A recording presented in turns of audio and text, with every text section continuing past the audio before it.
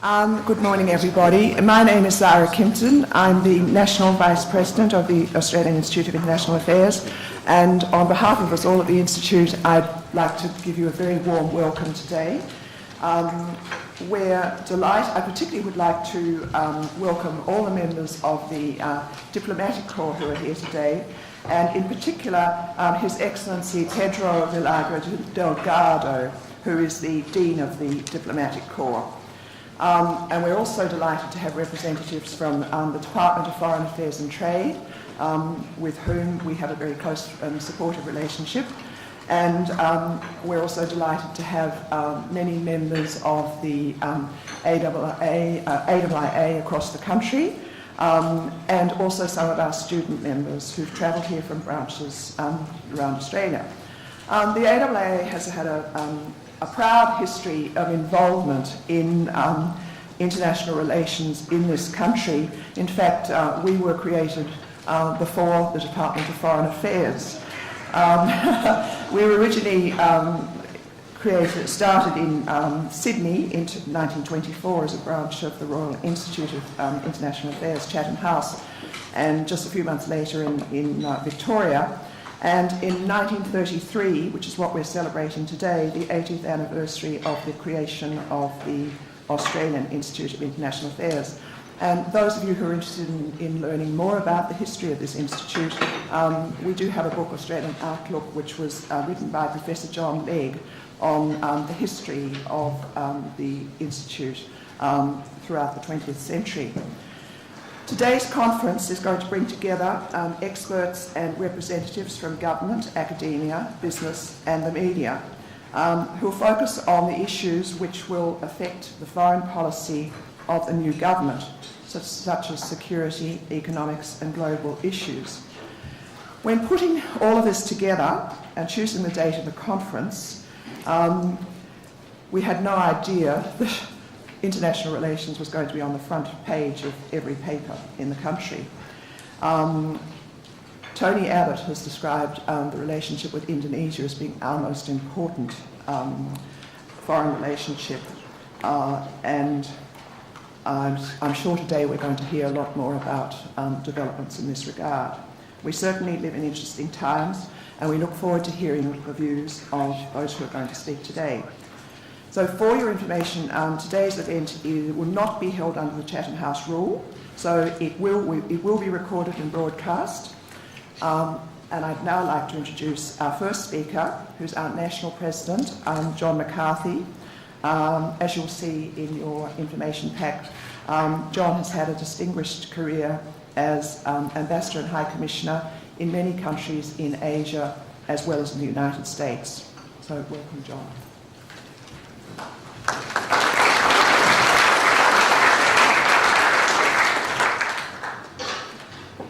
Well, thank you very much, Zara, and I'd like to welcome Bob Carr here today, and Alexander Downer will be here shortly. And because we have such a outstanding list of speakers, including, of course, the aforementioned, I really want to keep my comments pretty brief.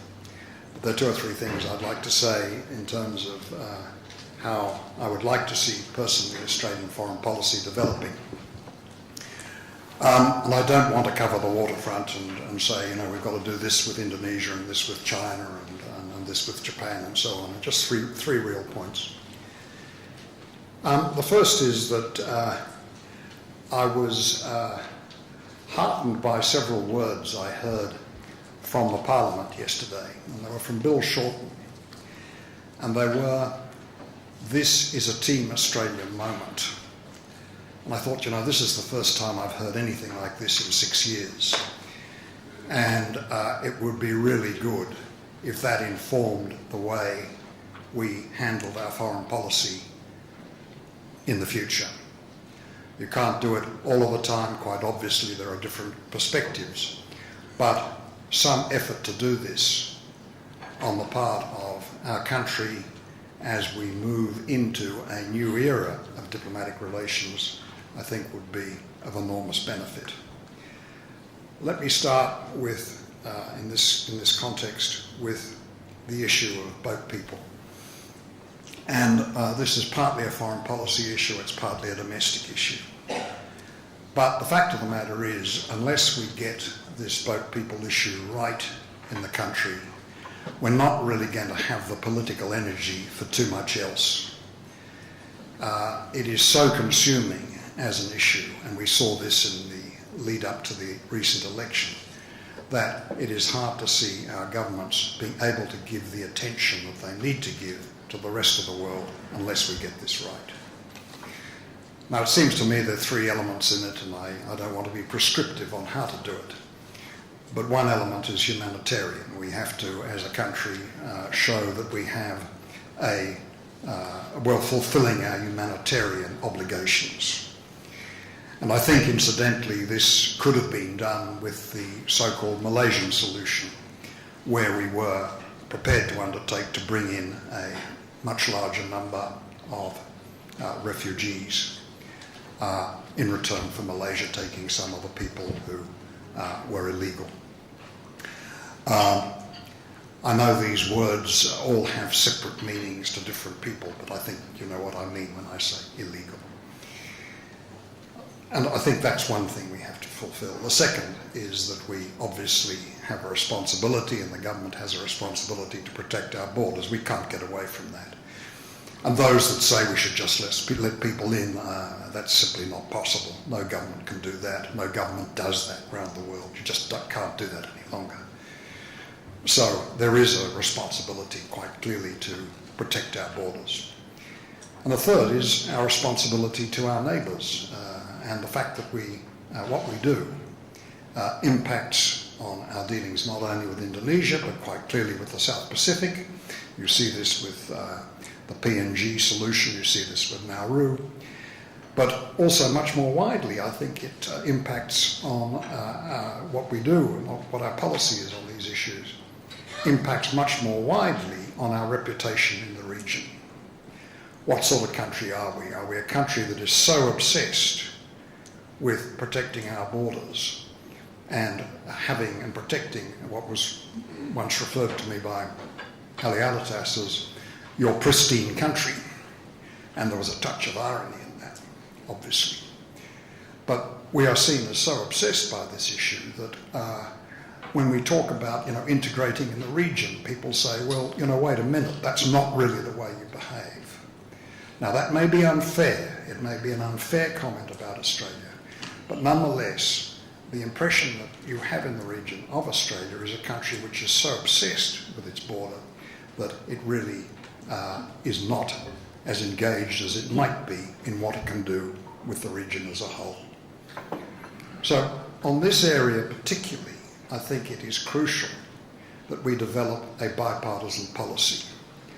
Now that actually, a lot of people didn't like it, that we weren't too far from that in the lead up to the election. But what I would argue is for the next 3 years and possibly beyond, a real effort be made to develop a bipartisan policy between both parties on this boat people issue, because otherwise I think it is going to exhaust our foreign policy energy as a country. I really think that is important. Now, when I say develop a bipartisan policy, it is a policy which incorporates the three elements which the policy has to have. Consideration of our borders, and let's not overdo that. We get a bit obsessed with that from time to time. Secondly, the humanitarian element. We have to fulfill that, and we're not as bad at that as people see us as being. And thirdly, we have to bear in mind our relations with our neighbours, and it's not just Indonesia, it is what our policy might do in the future in the Pacific, what the repercussions are. So essentially that is the first point I think I really want to make. The second point is really this, and again it's partly related I think to our ambitions to do more with Asia, which has been manifested I think actually by both parties over the last few years. And this is to do with our relations with the United States. This is a delicate area, and one can easily be misunderstood in this. In this context, the first point I want to make is this, that I am totally in favour of the maintenance of the alliance with the United States. There should be no doubt about that. The second point, however, is that I think a lot of us would sense that since 9/11, we have tended with the United States to walk in lockstep. We have lost the capacity to think in security terms in an independent way. I'm not sure that we've had enough real thought given to this within the community, within the academic community, or within government.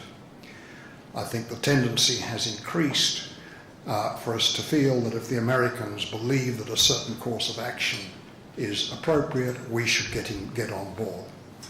I think there are two aspects to this. The first is in terms of, what we want as a country and what our needs are as an independent country. And they are not automatically those of the United States. Let me give you an example. We have, with the 7th Fleet out of Yokosuka in Japan, an Australian vessel, Australian naval vessel. That's fine. In many ways, it's absolutely what we should be doing with the United States Navy. But you have to ask yourself a question. If that particular unit is deployed for purposes which relate to United States policy, for example, in the Gulf of Taiwan or off Japan, what position do we actually take on that? We, of course, have the right to withdraw that vessel from the fleet, but that would look pretty strange. What I'm essentially saying is that we could, through the way we have developed our policies over the last 10 or 12 years, and that's bipartisan, we could find ourselves in a situation where we are undertaking actions which are not necessarily totally consistent with our view of what Australia would be doing. My personal view would be this, on the Taiwan issue. I think we would be inappropriate for us to be in a fleet which is effectively warning the Chinese on Taiwan as it did in 1996. Japan, less of a case. I think, if Japan were indeed threatened by China, I think it would be more appropriate because the changes in what was happening regionally and globally would be so great, it would probably be more appropriate for us to be involved in that. But, that's frankly totally hypothetical. My point is we need to be in a position to make up our mind independently of what we should do. Now, that is because, to repeat myself, what is in the Australian national interest isn't automatically in the United States national interest. Not automatically, I stress that. May often be. The second point is the impression has been gained in the region for the last 10 or 12 years in a bipartisan way under both governments that on security issues we do not have an independent view. And I think you will, it's common sense that in the wake of the latest news out of Indonesia, that view is going to be heightened because what has been published is that we have been working with the United States in essentially eavesdropping on Asian countries, in this case Indonesia. Now, that can't do us any good in terms of our perspective or our wish to be seen as an independent country. We are seen as, on security issues, working in lockstep with the United States. I think we need to think about that as a country. And so that would be the second main point I want to make about the way we develop our foreign policy. I stress again, I'm not arguing against the alliance. I'm not arguing against the relationship with America, which is hugely important. What I am arguing for is the need to look at our interests in an independent way and not necessarily through the prism of the United States views on security in the region. The third point I really want to make is this. Both parties over many years have emphasised the importance of Asia to Australia. Let's not just repeat this. It's clear, it's obvious. I think it really is essential in a bipartisan way that we keep up the pressure on the community as a whole to respond to the requirements of dealing with Asia over the next 20 or 30 years. let us avoid, and I come back a little bit to bipartisanship here, let's avoid the temptation which happens in Australian politics to damn with faint praise what the government before has done in this area. And rather than that, take it up and use it. I think really that's all I want to say. We're going to hear now from some very distinguished speakers who have vast experience in dealing with our foreign policy. And those are just a few thoughts that might inform the debate later on. But that's enough from me, and I think I look forward to hearing not only from Mr. Carr and Mr. Downer, but I look forward to hearing from my old colleagues in the system who will be talking on panels later on. So thank you very much.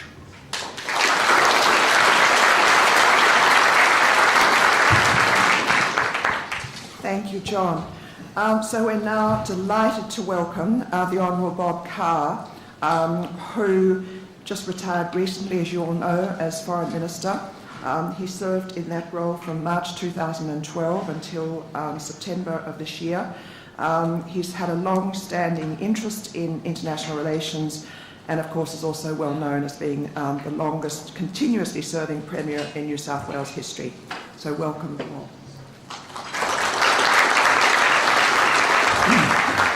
Thank you, Zara, distinguished guests, including Alexander Downer, members of the Diplomatic Corps, ladies and gentlemen. On the current issues with Indonesia, I'd only make 3 quick points. One is, it may be appropriate now for the Prime Minister to consider what I would couch as, choosing the verb carefully, remodulating the language he used in Parliament on Tuesday, if it assists expediting a normalisation of the Australian-Indonesian relationship. I think that verb, remodulate, a softer verb than apologise, might capture the opportunities we've got in settling on a formulation that enables this to happen sooner rather than later. I think the bipartisanship has been noteworthy. I think Australia is entitled to have a conversation with our American ally about the standards that the NSA has applied in being a protector of security material. I think that's probably more relevant than dilating on how wicked Mr. Snowden has been. The third point is that we're going to have to think seriously about what is to come, because that's by no means clear. This is a deep concern because one of Australia's most serious interests is in having, to our north, 10 resilient, prosperous societies on a trajectory towards more political pluralism, in many cases, and higher standards of governance. Australia's interest is in the resilience of the 10 societies of ASEAN. It's been suggested that we should join ASEAN. I think the consensus would be that that's not in our national interest, but a closer alignment of our foreign policy thinking with ASEAN is very often useful. I recall the ASEAN consensus being that an opening to Myanmar was appropriate. ASEAN was at that point before the Europeans, before the Americans, and I thought it very persuasive. And we lifted our sanctions and had a warm response from President Thein Sein, because we acknowledged that the progress of reform in that country was irreversible, something that I think will be demonstrated next week when Aung San Suu Kyi, the iconic opposition leader of Myanmar, is in Australia. The opening to Myanmar is a useful example of how a more consultative approach with ASEAN positions, that was a consensus ASEAN position, that it's time to acknowledge the irreversibility of reforms in Myanmar, is appropriate as a guide for Australia.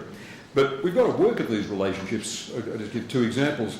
When a parliamentary colleague took it upon himself to go to Malaysia and be an observer of the Malaysian election and was turned back at the airport, I made the point to our Malaysian friends that we thought turning him away was not desirable, but we didn't elevate it into a dispute. I'll give another example. When a so-called Freedom Flotilla set out from North Queensland for the Indonesian Papuan provinces to make a point, I said that they would receive, if detained in Indonesia, they would receive no consular assistance from Australia. We wouldn't have another episode of Australian diplomats investing millions of dollars in time, trooping in and out of prison, as these people were detained, as they might have been for up to a year or longer. The people in the so-called flotilla were dissuaded, therefore, from making their journey. I mentioned this to President Yudhoyono, sitting next to him at the G20. He took it seriously. He was aware of this so-called flotilla, and he texted Dr. Natalagawa to alert him, who texted me to have it confirmed. Indonesia, as we all know, is acutely sensitive to matters pertaining to the integrity of and its sovereignty in those provinces. It's easy to talk about Australia in the 18th century, but attention to policy that has us appropriately engaged does mean attention to issues like this and standing up to elements of Australian public opinion that want a gesture. I'll talk about that reflected in Sri Lanka later. The region to our north faces challenges. The trajectory towards a more politically plural, economically resilient future is not assured in many of these jurisdictions. There's the middle income trap. There are questions of governance. Singapore is an outstanding example of corruption resistance built into a political system, but it could be considered to be a somewhat lonely example. And of course there's the persistence of ethno-religious tensions throughout the region. This is not the time to dilate on the Australia-China relationship. I just noticed a sea change in April 2013, April this year, in how the China relationship is discussed. From November 2011 right through to April this year, there was a view being strongly articulated by elements of Australian business, by leaders of the Australian University Commentariat, and by a couple of former Prime Ministers to the effect, former Prime Ministers, to the effect that there was somehow a lack of attention by Australia to the challenge of relations with China. There were references to two issues: the decision made on Huawei and the way the 2011 announcement about a rotating presence of Marines in Northern Australia was made, the context in which it was made. It just strikes me as being noteworthy that such comment ceased in April this year, when the Chinese agreed to recognise the relationship with Australia as one that entails annual meetings, guaranteed annual meetings of the leaderships, and second, the use of the expression strategic partnership. Now, whether this was a recalibration by China in its thinking about relations in the region, or something specific to their thoughts about Australia, is something we can think about. I think the Chinese focus in its relationship with Australia will be very much on investment, and there are two ways of looking at this relationship. I know the talking points from DFAT stress the fact that no Chinese investment in Australia, no proposed Chinese investment in Australia has been rejected. Some have had conditions attached.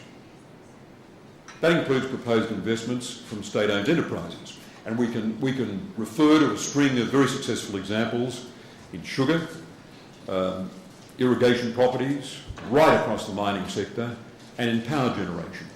The Chinese perspective is clearly different. They see an element of prejudice applied to proposed investment, especially from state-owned enterprises. And how we reconcile those two perspectives is probably the most significant area of current work in the Australia-China partnership. John referred to relations with the US.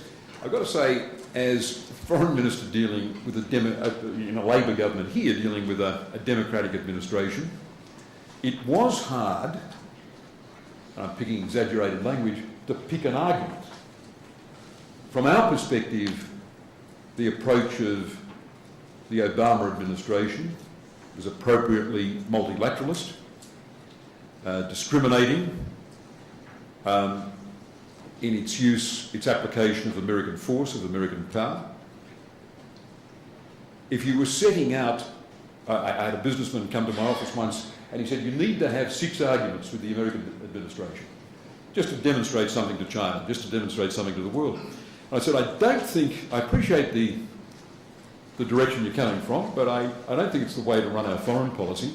And I said, if we were setting out in such a spirit, I don't want to be misunderstood here, but I said, if we were setting out in such a spirit, deliberately to pick arguments with the Obama administration, it would be hard.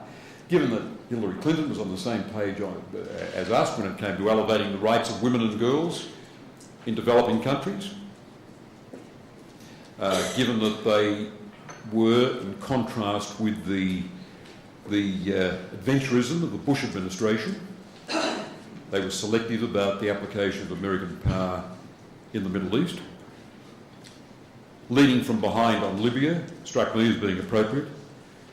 When Secretary of State Kerry chose to risk quite a bit of American capital in bringing forward peace talks between the Israelis and the Palestinians, he was doing so, I thought, in a way that was appropriate and in a way that William Hague and I had called for when we had our talks in Perth at the beginning of this year. The OCMIN talks, Hague and I thought it appropriate to appeal to American leadership on this front. In talking to a new government, a new administration in Tehran, again, it strikes me that American policy is appropriately nuanced. And in seeking engagement with Russia on Syria, appropriately realist. Because after all we've witnessed in the last 2 years, it strikes me there is no chance of a ceasefire and talks between the parties in Syria without the engagement of Russia. I would compare this with the adventurism of the Bush years, which left America drained from 2 wars, aggravated Sunni-Shia relations across the Arab world, elevated, I'm not blaming America remotely for this, I choose the verb carefully, aggravated, did not create, elevated the notion of a crusade for democracy. I think Condoleezza Rice was adhering to that for 12 months before abandoning it after an election outcome in Gaza, and leaves us in Iraq with a situation where hundreds are dying every month in conditions of chronic instability. Why wouldn't a Labor government here find it, given this contrast, entirely compatible to work with the Obama administration with more realist instincts?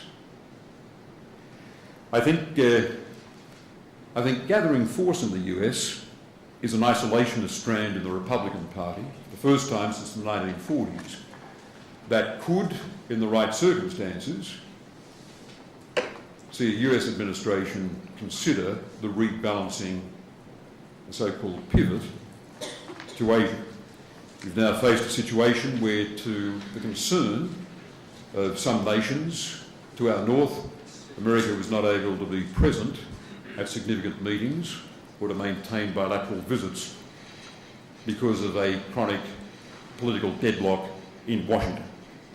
So I think it's appropriate for Australians to discuss the possibility of rolling crises about the American budget, not about the budget deficit, which is being addressed by circumstances, but by the need for Washington to top up social security and health commitments that are structurally underfunded, at the same time as we see the rise of isolationist sentiment in the Republican Party for the first time since the 1940s. I think it's appropriate that Australia have a strong multilateralist attention in its foreign policy and that this be part of our international personality. 3 examples. Work on the Arms Trade Treaty. I think it's a source of pride that Australia was one of 7 original sponsors of a proposition that the trade in small arms be subject to control. There are nations that saw this as a serious contribution, well and beyond any narrow definition of our national interest, by Australia. Second, I think it's a good thing that Australia chairs FAIIA with Japan, dedicated to the proposition that there can be nuclear non-proliferation and eventually nuclear disarmament. If hard-headed realists like Schultz and Kissinger think there's a case for leaving this on the international agenda, then Australia, appropriately, should be sitting down at meetings with a long-term partner, Japan, and giving it attention, keeping this notion alive. I'll give a third example. While Tony Abbott has said, less Geneva, more Jakarta in our foreign policy, it was in Geneva that Australia won support for an international inquiry into human rights in North Korea. Are we going to leave unattended the tragedy of that one-party dictatorship, that grotesque dictatorship, or do we move in these forums in a multilateralist spirit to focus the attention of the world on it? While we're on the UN, I just want to record that I think it's regrettable that in 2 votes last week, and I believe in 2 votes this week, Australia abstained on motions that condemned the expansion of settlement activity on the West Bank. I'm proud that since 2008, Australia has voted yes to condemn that settlement activity. I made a case on the Fairfax website this week that taking that stand is in Australia's interest. It's in Israel's interests, not to encourage the chauvinist strand in Israeli opinion, but to encourage the strand exemplified by former Prime Ministers Barak and Olmert. I think it's in Australia's interest. It's disappointing that that has been reversed. It places us in lockstep, of course, with those titanic powers, the Marshall Islands and Micronesia, when we line up on votes in the UN, refusing to condemn the expansion of settlements, which by any test, is making a comprehensive peace settlement more difficult. Peace Now, and I'll finish my comments on this subject with this observation. Peace Now, an Israeli group, reported a 70% rise in settlement activity this year on last year. That is infinitely complicating the peace process.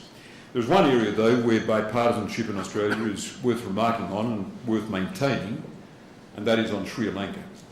I think it's enormously difficult when a diaspora group in our multicultural society attempts to capture Australian foreign policy. There's not one narrative out of the 3.5 decades of civil war in Sri Lanka.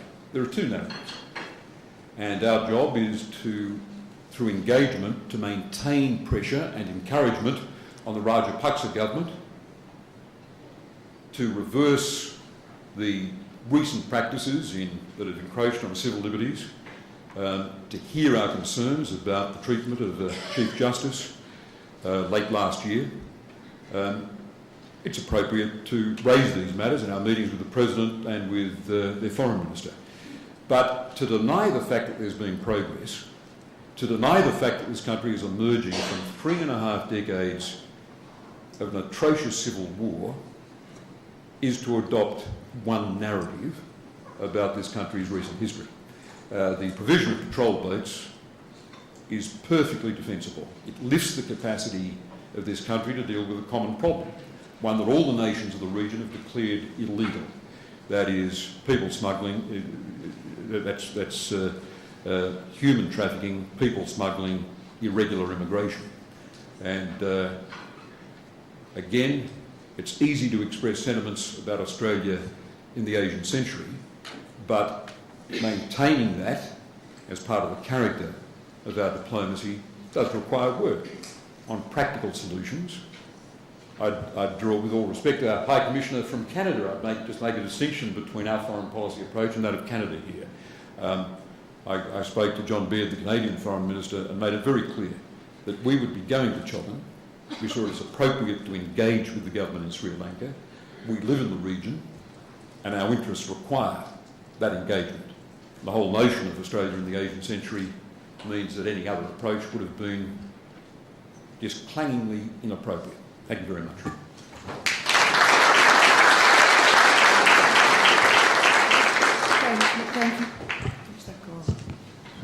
Thank you. Is that working? Yes, it is.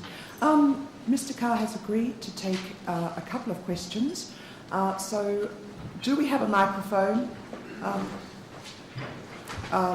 Yes. So, if you could state your name and any affiliation.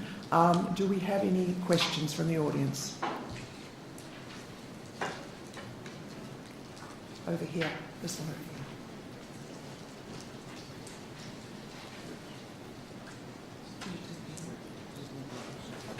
To ask the former Foreign Minister about the remarks he's made in the last couple of days about the Indonesian intelligence crisis. In particular, am I right in thinking that he would like the AIIA government to adopt in rough terms, the Obama formula with the German Chancellor? If that is his position, what are some of the downside consequences of that? And wouldn't that be a fundamental change in Australian intelligence policy and practice?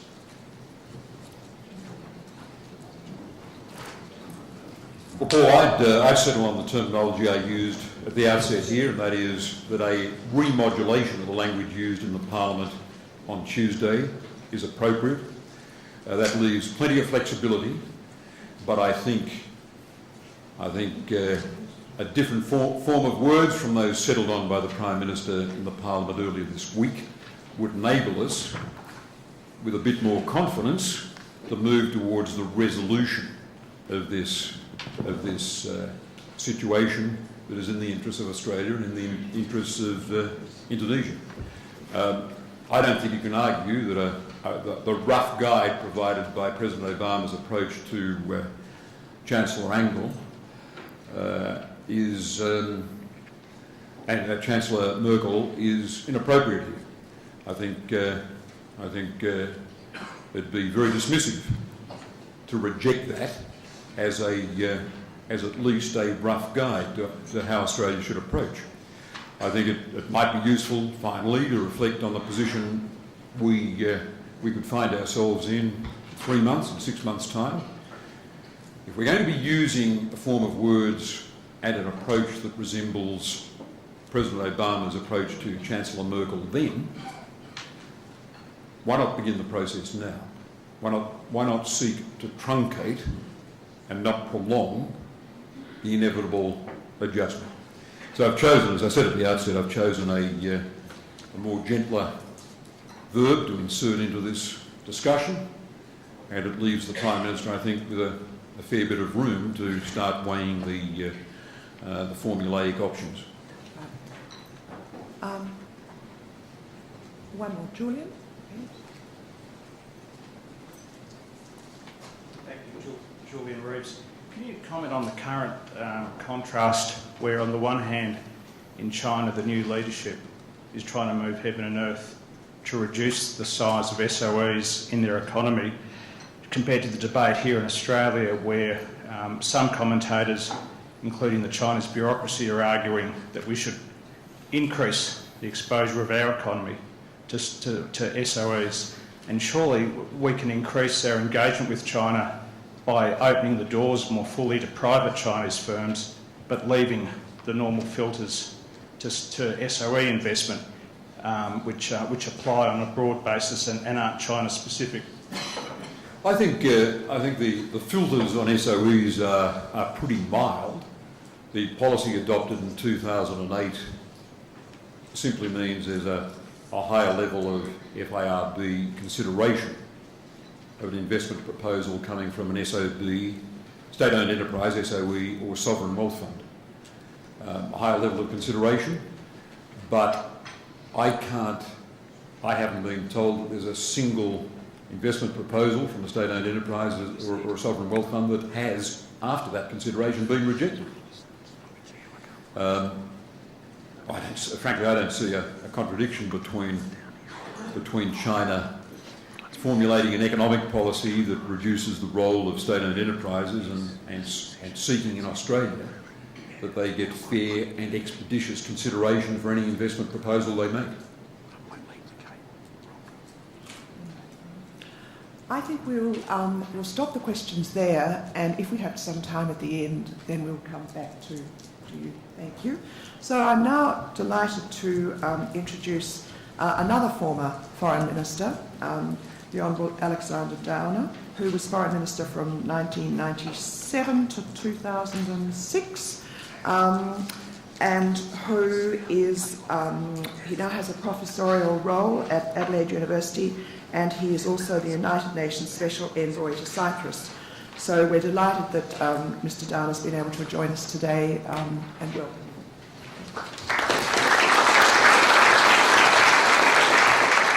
Well, thank you, Zara, very much, and let me begin by congratulating the Australian Institute of International Affairs on its anniversary. I think it's done a wonderful job over the years. I know during the time I was the Foreign Minister, I very much appreciated input from the broader community on foreign policy issues, and actually there are surprisingly few forums where that input comes from, but the AIIA was one of them, in all sorts of different ways. And indeed, at one stage it was having some problems, financial problems in particular, with the publication of its journal.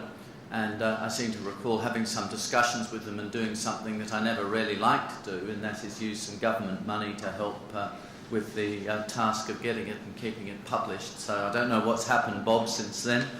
Perhaps there were Labour cutbacks. Yes, I know one would laugh. The notion is rather absurd. But in any case, it's a great organisation, and it brings together a lot of good people all around Australia. This is a pretty broad topic to talk about, priorities for Australian foreign policy, and so perhaps the starting point should be that running any foreign policy is really an extension of domestic governance and even in some occasions domestic politics, and what you're seeing at the moment in terms not just of Australia and Indonesia but broader diplomatic rows around the world illustrates that point pretty strongly. Therefore, I mean, Australian foreign policy priority can be put very simply to promote our national interests as best we possibly can. Though they're hard to define, they're very broad, our national interests, but that's what we start off by doing. I tend to agree with something I heard John McCarthy, I think, talking about when I came in here, and that is this rhetoric about Australia and Asia. I think we, as a country, really should move past this constant refrain that our priority is to engage with Asia. It's rather like saying that the Netherlands' priority is to engage with Europe. Mind you, in the case of the UK, perhaps that might be a relevant thing to think about, but in the case of a country like the Netherlands, 16 or so million people, a pretty substantial GDP, look where it is in the map of the world, and it's pretty obvious its first priority is to engage with Europe. And in Australia's case, it's pretty obvious that our first priority is to engage with Asia and the Asia-Pacific region. And I think this rhetoric of the last 20 or 30 years is to many outsiders rather curious, and in fact I think in a sense it does us more harm than good, because it makes it sound as though there is something exceptional in Australia engaging with Asia, whereas it should be something obvious and natural. And by Asia I think one should expand that to say the Asia-Pacific. That doesn't mean to say, by the way, that Australia, I remember Richard Armitage saying this to me rather pointedly on one occasion, it doesn't mean that Australia is just a regional country. Australia is a significant country. It's not a small country, as we sometimes describe ourselves. Australia is a significant country. Not only obviously in area, the 6th biggest country in the world. In population, well, it's in the top 50 in the world. But in GDP, it's around the 12th biggest economy in the world. This is a very important country, and it's therefore a country that has global interests, not just regional interests. And if you think about our neighbourhood, then of course our security is almost entirely tied up with our own region, with the Asia-Pacific region these days. That wasn't always the case, of course, but these days. But when you look at our economic interests, they're actually very broad. The countries in our immediate neighbourhood, for right or for wrong, are not our most important economic partners. The countries in Asia that are in North Asia, China, Japan and Korea, And you cannot underestimate the importance to our economy, not just of the United States, very obviously, which in one sense, as Julie Bishop was saying this morning, I noticed is our biggest economic partner. Well, that depends how you define it. But the European Union, which is hugely important to Australia economically, if not strategically. So we are a country that does have global interests. We have regional priorities for reasons that are entirely obvious, and that should be, any debate about that should be laid to rest. I don't think we need to have, I think we need to move past some of the rhetoric that we've been using over the last 20 or 30 years. The second thing I'd say is that when you think about Australian foreign policy priorities, we obviously have to deal with events as they arise, and events are always arising, and the latest crisis is always the most terrible crisis in the history of Australian diplomacy, and then that moves on and we come to another one. We had a crisis with Indonesia over live cattle. We had one with Indonesia, I think I could pointedly say to you, in September 2009 over the Oceanic Viking. We had, think about that one, we had a crisis with Indonesia. We really did have a crisis with Indonesia, which I lived through day by day over East Timor and so on. We have had a lot of crises with Indonesia, and we have one now as well. But we deal with events, but we do need to have a broad strategy. And I think in terms of Australia's national interest, there are many relationships we need to focus on. I talked about the European Union, the UK, of course, a particularly important country there to Australia. But there are, I think, 5 bilateral relationships which are of particular importance to Australia, certainly from my experience. And in no particular order. I mean, some people put them in order. I don't put them in any particular order. But let me just start with the United States. I tend to agree with Bob Carr that, and I worked with both Democratic and Republican administrations, so I've worked with them both. There aren't many occasions with our great ally that we have strong differences of view. And there are people who come to you saying, oh, you must go out and express a difference of view with the United States in order to demonstrate that you have an independent foreign policy. Of course we have an independent foreign policy. And there are moments when we do have differences of view with the United States, but you don't run a foreign policy by playing political games and deliberately creating differences in order to position yourself or suck up to someone else. I suspect that strategy would prove to be quite catastrophic, as Bob is suggesting.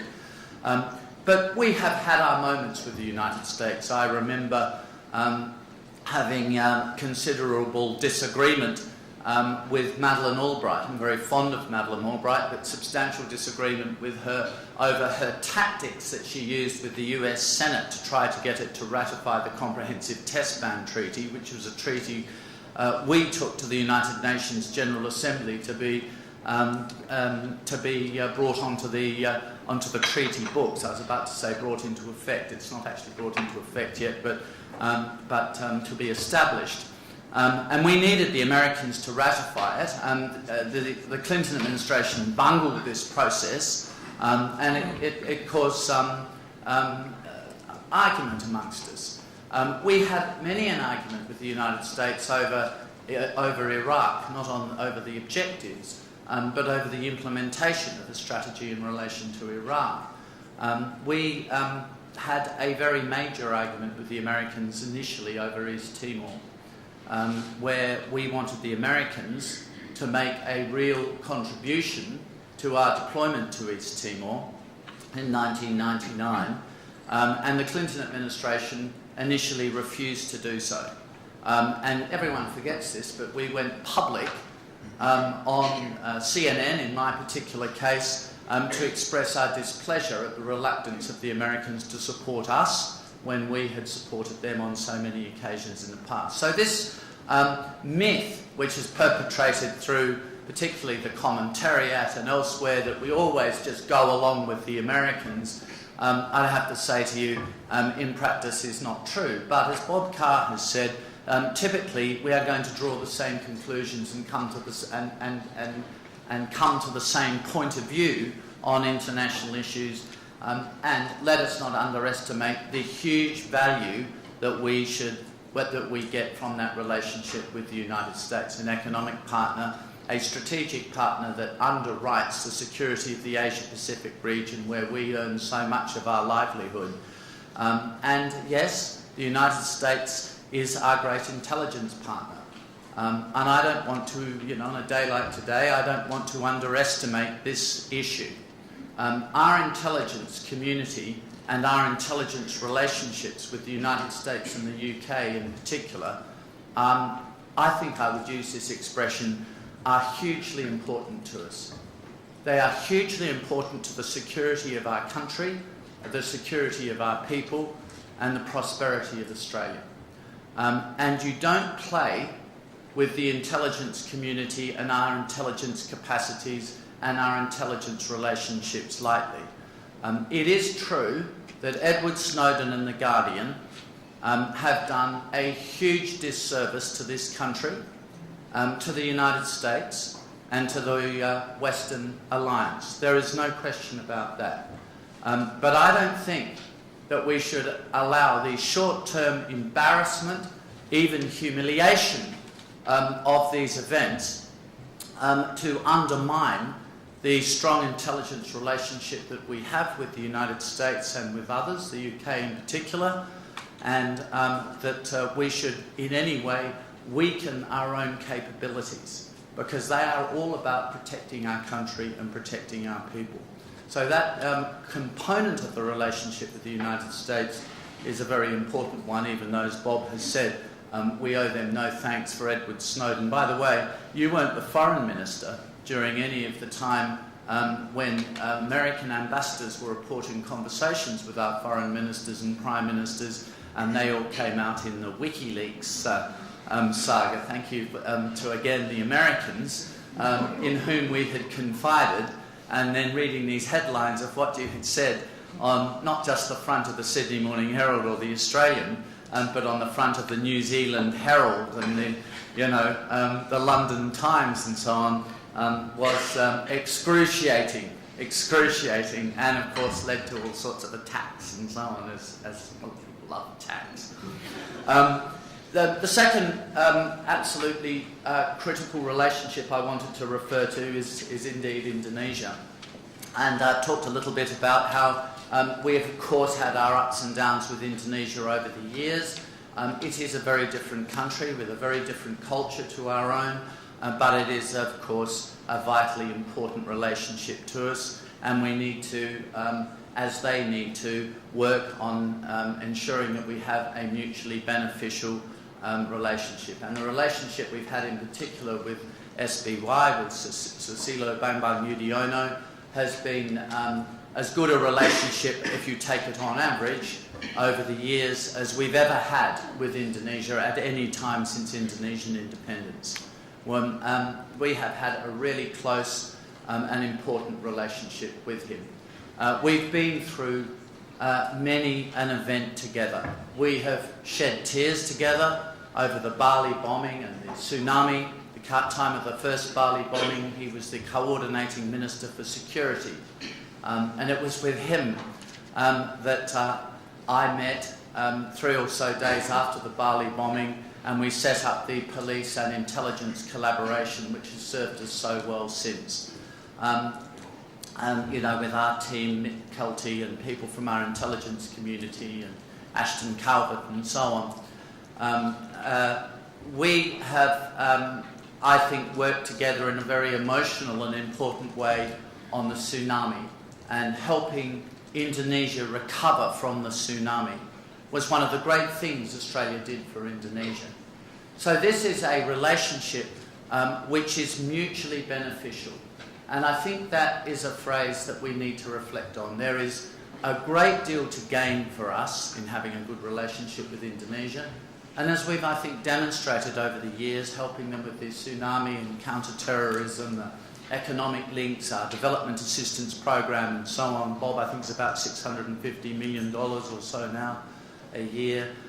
We have been able to help Indonesia a great deal. They've got a great deal out of their relationship with us.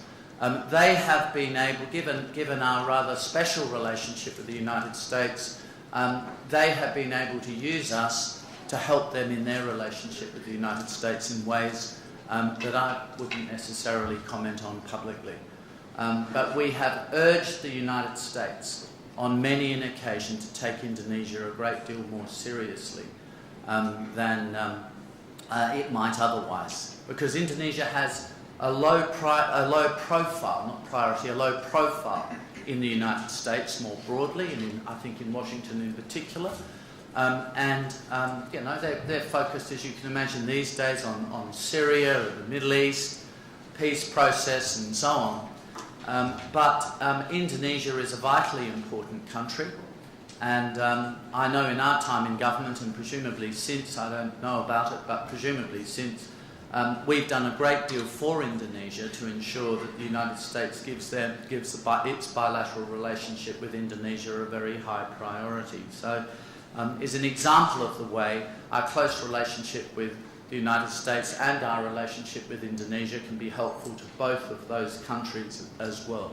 We have to get over this problem. I'm happy to answer any questions later if you want to ask me about it. We have to get over this problem with Indonesia, and we will. We will overcome it eventually. Ways will be found in order to do that, and ways must be found which don't compromise our intelligence capacity or our intelligence community. So we have to be careful how we do it. It doesn't lend itself to glib one-liners. It's a difficult issue to challenge, and again, I give no thanks to Edward Snowden and the Guardian newspaper for what they've done. Very quickly, I want to talk about the other three relationships. In the case of China, the so-called emerging power certainly is an emerging power. I have a much more benign view of China than many other people have. I appreciate that. But I have a lot of experience of China. This is a country which is driven above all by a desire to escape poverty and has been hugely successful in doing so.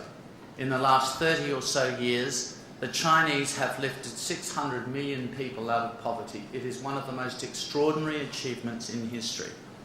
And when people talk about the Chinese threat and the dangers of China and so on, I'm not sure what they think the Chinese government is planning to do. There are issues. I was in Vietnam myself last week with the Vietnamese foreign minister, and we had a long discussion about this. There are issues in relation to the South China Sea, and you know, in this country we've for a long time been supporting a code of conduct to manage the competing claims in the South China Sea. There are competing claims with Japan, of course, over the Diaoyu Senkaku Islands. There are tensions in relation to Tibet and so on. But China is not an expansionist power. China is trying to secure its prosperity, and that is the driving force of China. And one of the things Australia usefully can do is to try to explain, as I think Australian governments, both the past one and the one, the Howard government, try to explain, including to the Americans, that China isn't the threat that it is sometimes painted as being. You know, there is an old saying, I think it was Joe Nye who first coined it, that if you call someone your enemy, they'll become your enemy. And the danger is demonising China as a threat and a potential enemy, and that becoming a self-fulfilling prophecy. It's important to work with China, and I think on the whole, yes, well, Bob says that there was a perception between 2007 and April 2013, I think he said, that the relationship with China could have been better and given a higher priority. Well, you know, I'll leave historians to debate that. But I think Australia has, in an overall sense, handled the China relationship well, because at the government level, we haven't fallen into this trap of demonising China. There is a real issue in this country which relates to Chinese investment in Australia. There is an increase in Chinese investment in Australia. But what are we going to say? What are we going to say as a country? That American investment is fine, British investment is fine, Japanese investment is fine, but Chinese investment is not. Singapore investment, that's fine. And I mean, where is that going to leave us? What message are we sending to China if we say that? What sort of message is that to the outside world, to the changing dynamics of the world, with the growth of China, the huge savings they have, the investment potential of China? If Australia says, well, I'm not really sure about Chinese investment, do you think they're going to do establish a sort of little Politburo in a farm that they've bought and turn it into a communist enclave? I think, Bob, that communist enclaves are more likely to be in Balmain than they are in country New South Wales. And sections of the Australian Labor Party, definitely the Greens. But I don't think there's such a problem in country New South Wales and the property that might be owned by a Chinese company. So we have to be an open country and an engaged country, and we have to be prepared to welcome China and the growing Chinese economy as part of our prosperity, if I could put it that way. That's not to say we have to appreciate all that the Chinese do in ways, in areas that I've been talking about in a different context earlier. We don't have to appreciate that, and we have to find ways of defending and protecting our assets as best we do, as best we can, and we do. I just want to mention Japan. I've just been in Japan in the last week. John McCarthy was the ambassador to all of these countries I've mentioned, I think, with the exception of China, and I'm going to mention India, so that's okay, I'll cover you off there. I think the Japanese relationship has become less fashionable in Australia. And foreign policy, like everything really, is driven a little bit, or at least foreign policy debate is driven a little bit by fashion. Japan is a hugely important country, and I'm delighted to see that its economy under Shinzo Abe's second round is starting to recover, and there's a sense I found in Tokyo the other day of heightened confidence in Japan. Of course, a bit of a sense of a greater sense of nationalism emerging. Always was going to happen. They're always going to become more self-confident and not live forever under the shadow of the Second World War. But this is a country which is a very natural friend of ours. One of the things I did was set up the trilateral strategic dialogue with Japan and the United States. Yes, the Chinese objected to that, but nevertheless we pressed ahead with it, and I think, Bob, you found it pretty useful. I think it's worked well, and I'm sure it will continue under the new government. But don't underestimate Japan, I think our second largest trading partner, and don't underestimate the influence it as a country can have, and the heightened level of activity by Japan now in the Asia-Pacific region and a bit beyond. We work very happily with the Japanese, for example, on security issues in Iraq, where when we went back into Iraq, we went back in to provide protection for the Japanese there in Al-Matana province. So we've worked closely with them. And finally, India. Every single opposition says that the government hasn't done enough to build the relationship with India. Did the Liberal opposition say that, Bob, to you over the last 18 months? They probably did.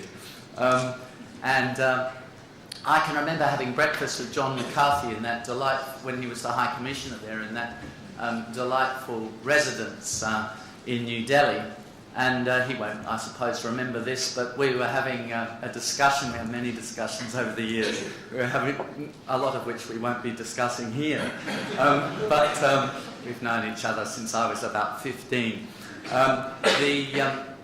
The discussion was about why our relationship with India never seems to be as good as we'd hoped. You know, we play cricket and we know who Sachin Tendulkar is, and they know who Steve Waugh is, and all this sort of thing, part of the British Empire, the use of the English language in much of middle-class India and so on. But yet sort of never quite works. And I think what we recognised was that the trouble for Australia with India is that Australia never seems to matter enough to India, never seems to be sufficiently important to India. I don't know if you all watched Q&A this week. It's one of the very rare occasions I thought that program was worth watching. But I didn't find out. It's just pathetic normally. So the ABC are here. It's pathetic. And now I can see how much Tony Jones gets paid as well. Although I think he's a very professional person, as Clive Palmer says. But seriously, it reminded me of how we sort of struggled to get the right kind of profile in India. We decided to change our policy on uranium exports to India, partly because of the circumstances of the American 123 agreement, which made it possible, but partly because we thought, well, it's something they really want. It's an arrangement we can make, and Kevin Rudd put that on hold, but Julia Gillard, when she became the Prime Minister, she reactivated that, and I think that's all that's going ahead now smoothly, I hope. So that will give us a level of importance in India that we might not have otherwise had, and we just need to work on that relationship. So I'm sure I've spoken for far too long, but thank you very much for having me, and again, congratulations to the AIIA on their anniversary.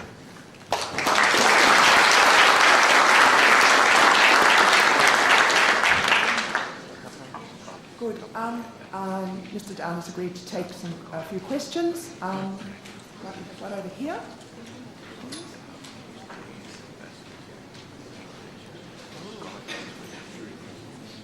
Mr. Down, John Wesley from the ANU. Thank you very much for the speech. I was wondering, you spoke about the countries that are significant and nobody could really argue with the ones you chose. You didn't mention ASEAN at all, despite ASEAN being central to so many of the regional institutions that Australia values so highly, and despite ASEAN being, when aggregated, one of our top trading partners, a group of 600 million people, so important, which Indonesia itself plays such a prominent leading role. I wonder if you want to comment on the significance of ASEAN in your equation, please.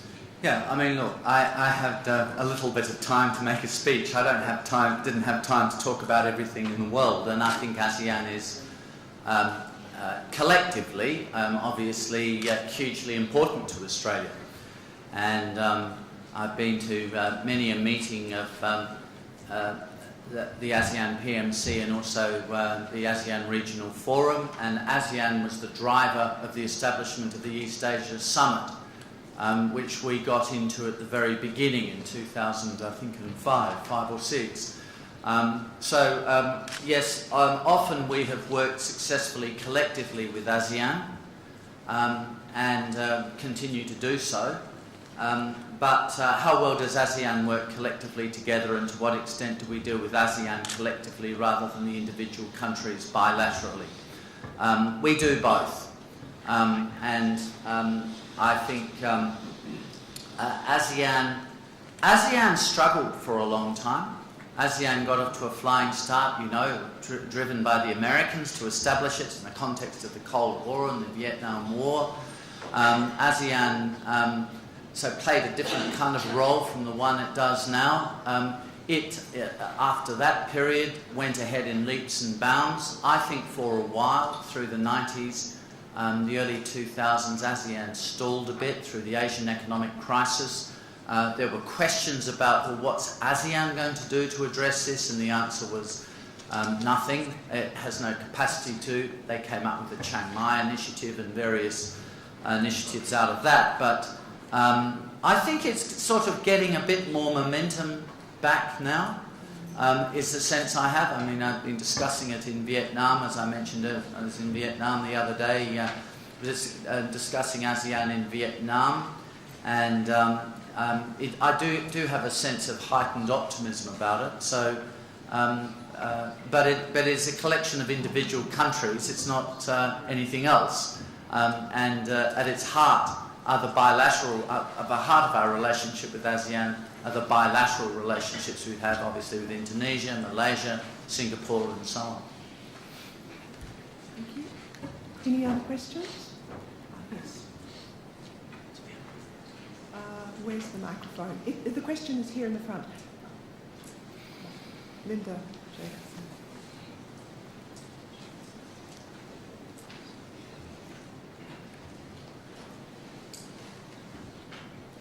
Thank you. Linda Jacobson from the Lowy Institute. Mr. Downey, you mentioned the trilateral dialogue between Japan, the United States and Australia.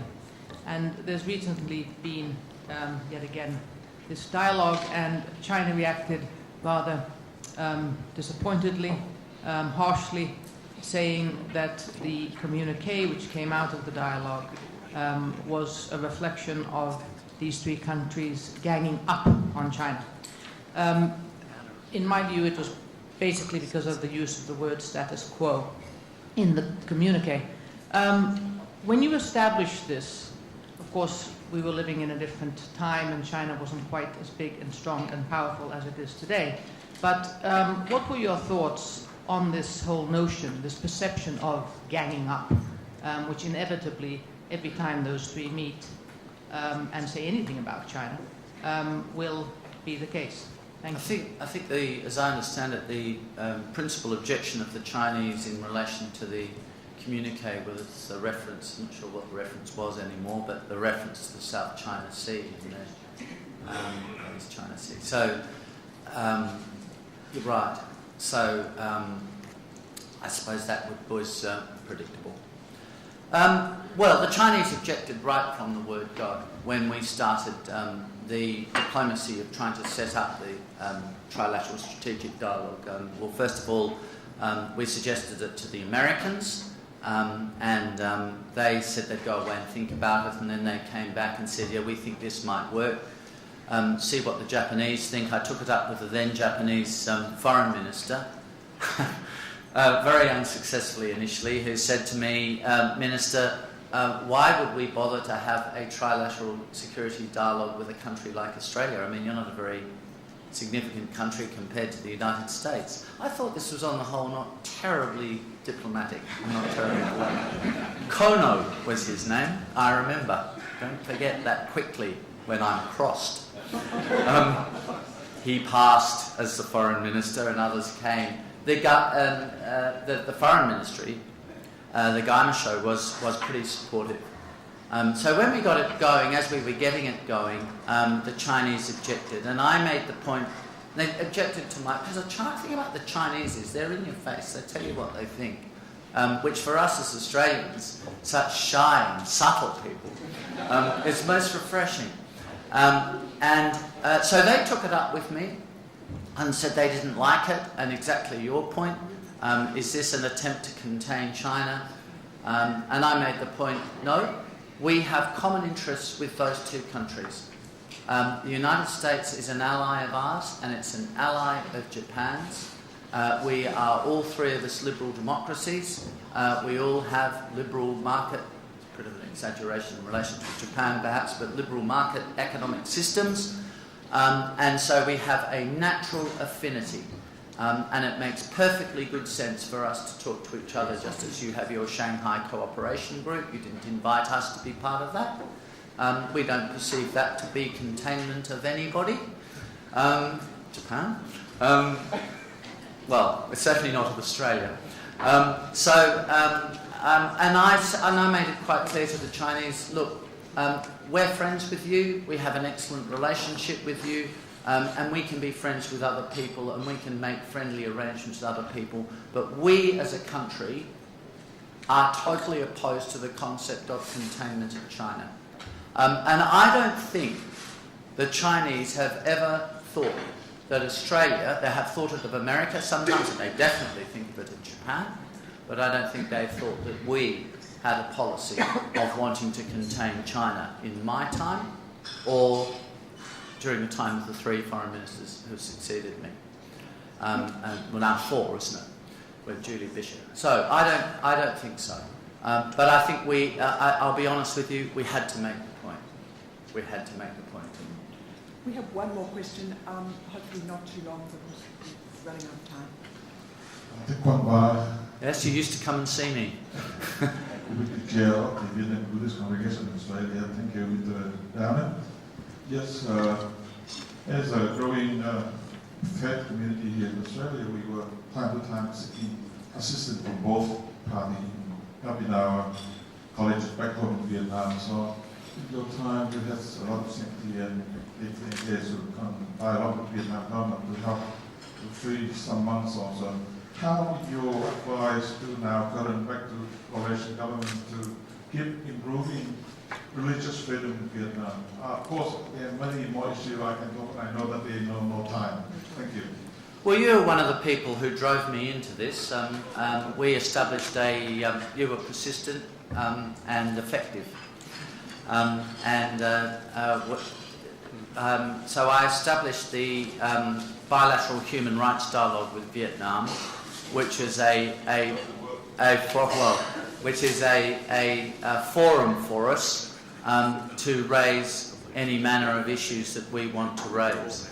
And as I understand it, and since I've just been in Vietnam, I've had some discussion with our officials there as well as with the Vietnamese.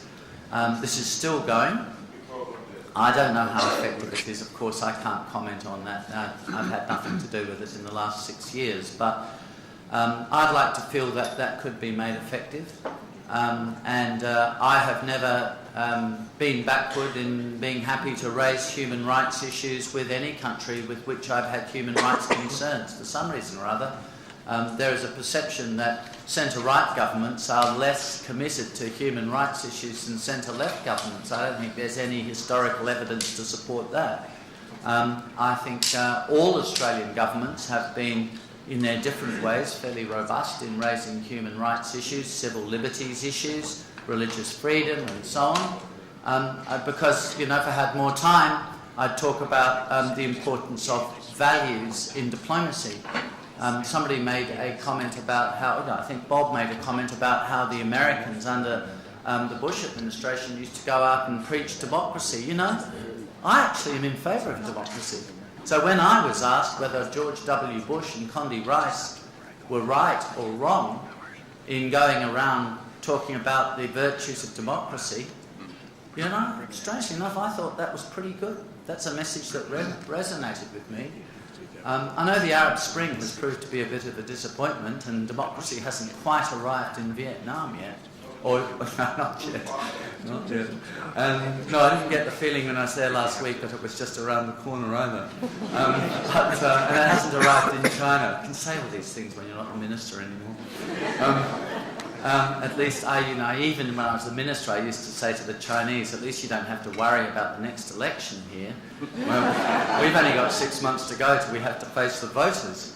You've probably got several generations. They sort of smile wanly.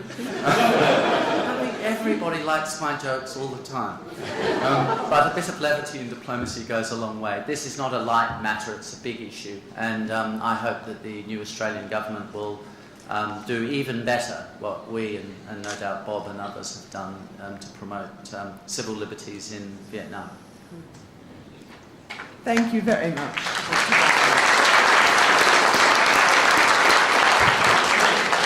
So I'd now like to welcome Professor Michael Wesley, who is the Professor of National Security at the Australian National University. Before that, he was the Executive Director of the Lowy Institute in Sydney, and before that, Professor of International Relations and Director of the AIIA Institute at Griffith University. And during that time, he was also the editor of our journal, the Australian Journal of International Affairs, and chair of our research committee. So we really feel that Michael has been one of us. So welcome, Michael. Thanks, Zara. And can I just add my congratulations to the AIIA. 80 years is not a small achievement. When the AIIA was founded, I believe Joe Lyons was the Australian Prime Minister. Franklin Delano Roosevelt was the American President. A little-known guy called Adolf Hitler had just come to power in Germany, and Joseph Stalin was in charge of the Soviet Union. So if you think of everything that's changed since then, it's a remarkable achievement. Ladies and gentlemen, I don't have a lot of time, and I'm not going to insult your intelligence by trying to summarise what John, Bob and Alexander have said. Great deal of richness in what they have said.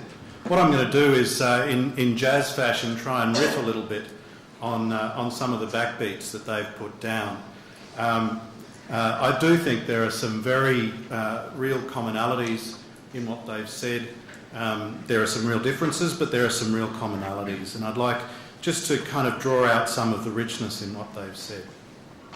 I think underlying what John, Bob and Alexander have said is the fact that we are facing a world, we are going into a world where there are two headline and partially contradictory trends going on. The first one is a real advance in economic interdependence, a rapid increase in the dependence of the economies of our region on each other. This is interdependence not only in terms of markets, of investment, of energy flows, of minerals flows, but in relation to production sharing. One of the things that people often don't realise is that our part of the world is the most advanced part of the world in production sharing. Production sharing has gone further, faster in our part of the world than it has in Europe, and certainly in any other part of the world. The other trend that seems contradictory to this is that there is rising strategic rivalry in our region. There is rising rivalry between China and the United States, rising rivalry between China and India, between China and Japan. This plays out on the front pages of the region's newspapers at all times. So these are two very contradictory trends, and I think they will set the context for Australian foreign policy for the next few decades. Another issue that I would like to raise that I think is a significant one is that in the context of these of this interdependence and rivalry, often the countries that are the most fierce rivals of each other are also those that are most deeply economically interdependent with each other. And I think what we've seen over the last 5 years has been the creation of quite remarkably robust bilateral diplomatic relations between these countries. If you think of the relationship, the bilateral diplomatic relationship between China and the United States, I would argue that it is the strongest Sino-American relationship we have ever seen. If you think about a couple of incidents in 2012, the police chief of Chongqing sought refuge in an American consulate early in that year, and then later in that year, the blind civil rights activist Chen Guangchen sought refuge in the American embassy in Beijing. Arguably, 15 years ago, 10 years ago, these both would have blown up into full-scale diplomatic incidents that would have taken weeks, if not months, to resolve. In both of these cases, they were resolved very quietly in under a week. That shows you just how remarkable and how robust that bilateral relationship has become. You can't say that currently between Japan and China, but I think you could probably say that between India and China. So deep rivals are constructing very robust bilateral relationships among them. The implication for Australian foreign policy, ladies and gentlemen, is I believe that given the robust nature of the bilateral relationships between rivalrous great powers, I believe we are entering a period in which their rivalry is going to be displaced onto other countries in the region. I think we're already in an era in which rivalry between particularly China and the United States, but I think there are elements of Japan and India becoming involved here. They are competing with each other for the alignment of the smaller countries in this part of the world, and I would include Australia there. So I think that is one set of trends that we are going to be dealing with into the foreseeable future. John, Bob and Alexander each spoke about the American alliance. It is no mistake that we are concentrating much more closely on the American alliance today, and we will continue to do so into the future. I think one of the other trends that we notice particularly as we travel into the region, is that there is a shift of the centre of gravity in the US alliance system going on. I think there's a westward shift in the centre of gravity in the US alliance system. What that means is the United States unequivocally is relying on its Western Pacific allies to do more of the heavy lifting. It is confronting a real challenge from China, and it is relying more and more on its allies and its partners in the Western Pacific. It means that the strategic choices of countries like Australia are going to become much more consequential, not only for the United States, but for the other countries in our region. I think this will bring much greater attention to the sorts of strategic choices that Australia makes. All of this means, I think, that there is a serious structural alignment going on between the interests of Australia and the interests of the countries of Southeast Asia. It's unsurprising that the issue of the rift or the tension between Indonesia and Australia has been raised by each of our speakers this morning. But I look at them very much in the context. I think, Alexander, you talked about previous examples of rifts or tensions between Australia and Indonesia. I'd also go back a little bit further. It's very reminiscent to me of 20 years ago when Australia and Indonesia had a rift, Australia and Malaysia had a rift over certain comments made by Paul Keating about a certain recalcitrant Prime Minister in Southeast Asia. What is remarkable, I think, in each of those cases, and I would add that case to all of those that Alexander raised, is that they looked very serious at the time. There were a lot of tensions at the time, a lot of emotions, but how quickly they were repaired, how quickly those relationships were repaired, which to me speaks to a real structural alignment of interests. The trends I talked about at the start of my remarks, the interdependence, the rivalry, the displaced competition, that not only affects Australia, it affects our neighbours in Southeast Asia as well. I think possibly the big issue and the big interest that brings Australia and the countries of Southeast Asia together is this question. How will the rising strategic rivalry amidst the conditions of interdependence buckle and try and reshape the regional and global institutions and norms that we live in? Australia, New Zealand and the countries of Southeast Asia are all heavily trade-dependent countries. They all live in a very commercial area of the world.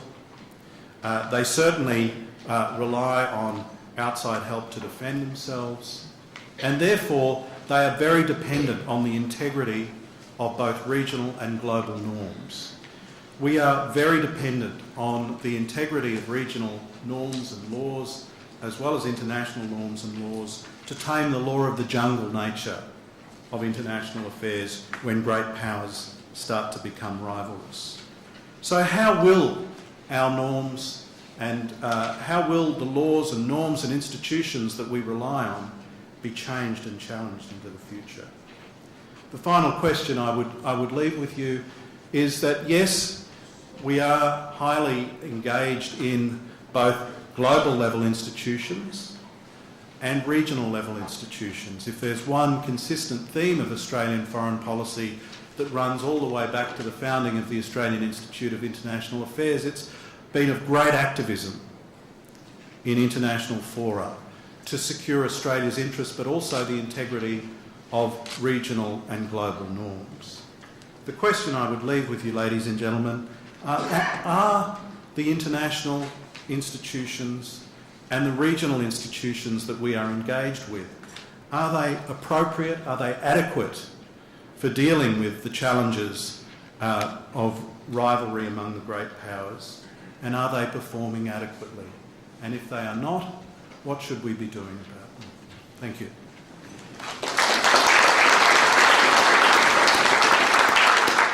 So So we do have time for a few questions. Professor Wesley has agreed to answer them. So do we have any questions? Ah, yes. There's one here. In the front row here. Two in the front row. Right? It's John.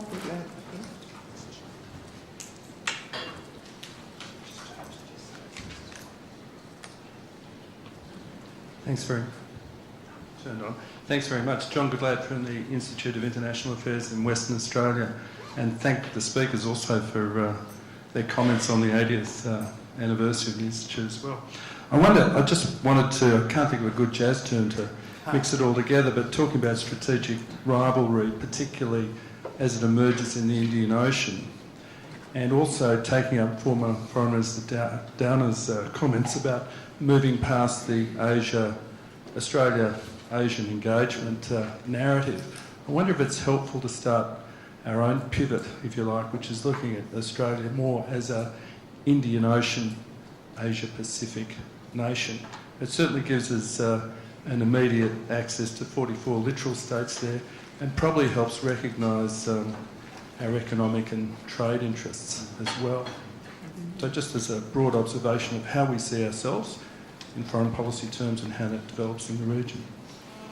John, thanks for that. Unsurprisingly, a line that often resonates well in the West is that Australia for too long has had a very East Coast focused foreign policy. It's where over 90% of our population is, and therefore we tend to look outwards to the east and to the north, and not hard enough towards the west. There are real challenges to doing that.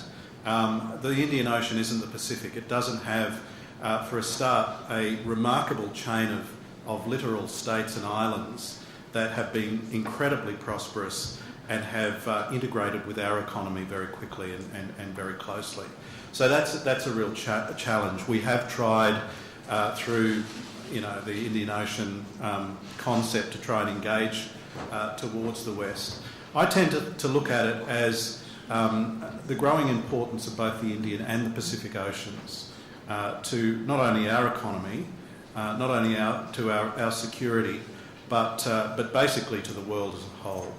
If you look at the consequential flows, for instance, of energy that flow across the Indian Ocean towards not only India but to the economies of Southeast and Northeast Asia, this has become a very important cockpit, if you like. And the interesting thing about this, if this is true, is that there is a chain of islands and peninsulas that separates the Indian and Pacific Oceans. I often call it the Indo-Pacific Peninsula because it does mean that chain of islands and the straits between them becomes very, very strategically significant for these rivalrous great powers. And I actually include Australia as part of that peninsula. It's a way in which Australia really does have a very close identity of strategic interest between Australia and the countries of Southeast Asia. It really matters to us, the choices that they make if this rivalry is being displaced, really matters to us the choices that they make among the various great powers and how they make them.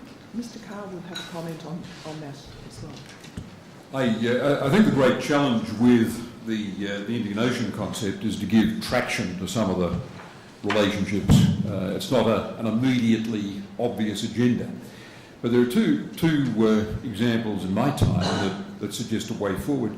One is a terrific initiative by the department which is called Africa Down Under. And it brings to Perth every year mining ministers, mining officials, private companies from Africa to share in Australia's expertise in an area where we've got unrivaled expertise, that is in running a mining industry. And an issues-based or a thematic forum like that struck me as doing more good than any conventional diplomacy in giving some substance to this view across the Indian Ocean. And secondly, our focus on small island states has got resonance with those that are in the Indian Ocean. I'll never forget a conversation with the Foreign Minister of Seychelles who spoke about Australia's important role in combating piracy.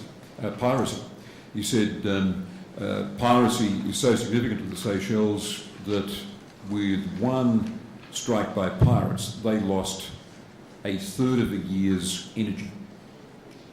And he deeply appreciated Australia's role in anti-piracy efforts. So I think thematic or subject-based points of contact means far more than those other efforts of getting some traction in the relationship. Of course, the nasty strategic issue, the challenge we face here, is on proposals that float around from American think tanks from time to time, and perhaps in other circles, for us to militarise the Cocos Islands.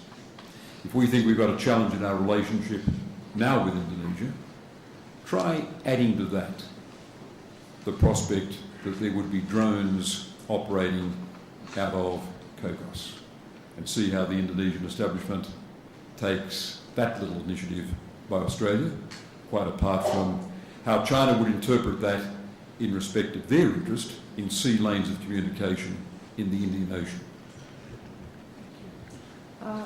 Any more questions? No more? Yes, here we have one here.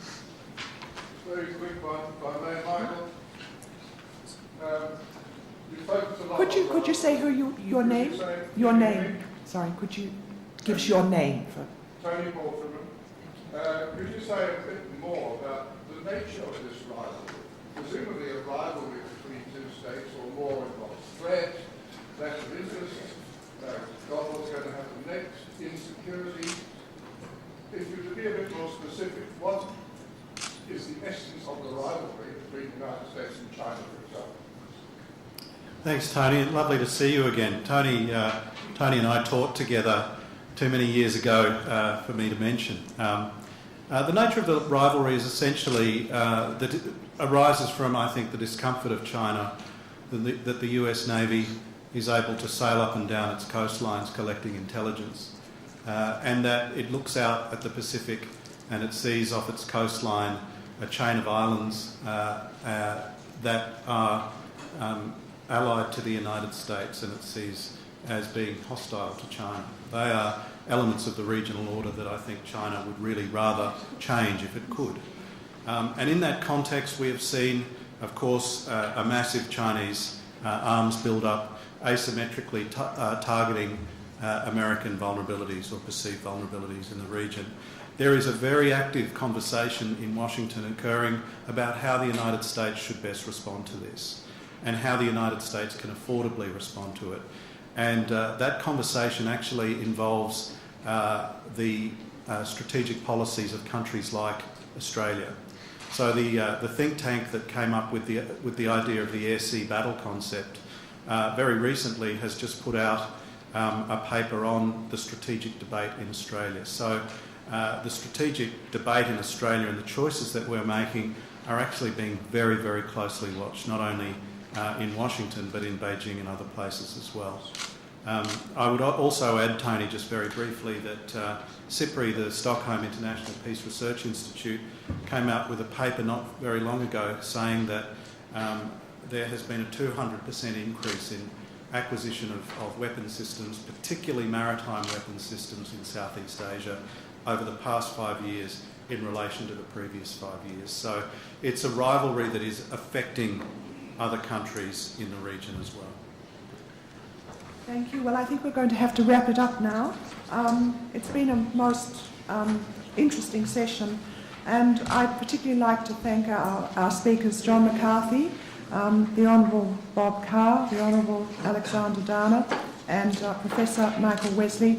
We've been very honoured and privileged to have you here today in the first session of this conference, and I'd like you all to join me in expressing your thanks to you.